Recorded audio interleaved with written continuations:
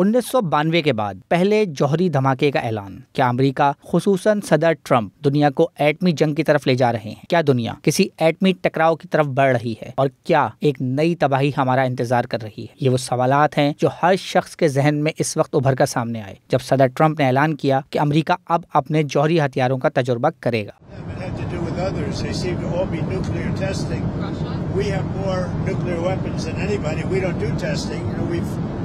halted it many years ago, but with others doing testing, I think it's appropriate that we do also. مگر سوال یہ ہے کہ آخر اس کی نوبت کیوں آئی؟ اس کا جواب امریکی صدر نے سی بی ایس نیوز کو دیے گئے ایک انٹرویو میں دیا، جہاں انہوں نے دعویٰ کیا کہ روس، چین، پاکستان اور شمالی کوریا خاموشی سے نیوکلیئر میزائل کے تجربات کر رہے ہیں۔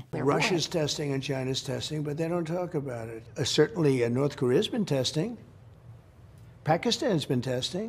امریکہ نے 1992 کے بعد سے کوئی مکمل جوہری دھماکہ نہیں کیا۔ چین نے آخری بار دھماکہ 1996 میں، جبکہ روس نے 1990 میں کیا تھا۔ 1996 میں جامع جوہری تجربات پر پابندی کا معاہدہ comprehensive nuclear test ban treaty پیش کیا گیا، جس کا مقصد تمام جوہری دھماکوں پر پابندی لگانا تھا۔ تینوں ممالک نے اس معاہدے پر دستخط کیے تھے۔ امریکہ نے اس معاہدے پر دستخط تو کیے مگر اس کی توثیق نہیں کی۔ تب سے امریکہ اپنے ہتھیاروں کو برقرار رکھنے کے لیے غیر دھماکہ خیز تجربات اور کمپیوٹر ماڈلنگ پر انحصار کرتا رہا ہے۔ 29 اکتوبر 2025 کو جب صدر ٹرمپ نے اپنی سوشل میڈیا پوسٹ میں اعلان کیا کہ انہوں نے ڈپارٹمنٹ آف وار کو ہدایت دی ہے کہ امریکہ اپنی جوہری صلاحیتوں کا تجربہ برابری کی بنیاد پر کرے گا، یہ اعلان انہوں نے چین کے صدر شی جن پنگ سے ملاقات سے قبل دیا، جس سے بین الاقوامی ماحول میں تناؤ بڑھ گیا۔ جب صحافیوں نے پوچھا کہ کیا اس میں زیر زمین دھماکے شامل ہیں تو ٹرمپ نے جواب دیا، جلد پتہ لگ جائے گا کیا واقعی دھماکے ہوں گے۔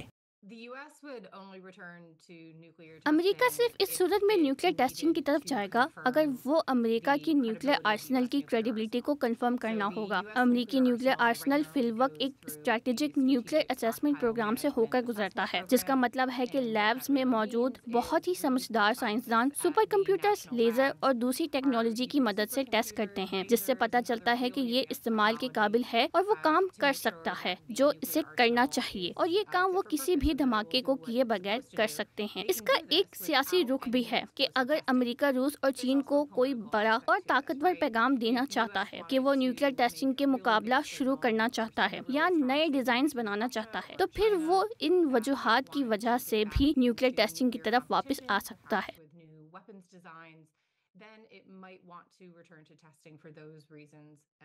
مگر سوال یہ ہے کہ اگر امریکہ جوہری ہتھیاروں کو ٹیسٹ کرتا ہے تو کیا دیگر ممالک بھی اس دوڑ میں شامل ہو سکتے ہیں، اور اس کا سب سے بڑا فائدہ کون اٹھائے گا؟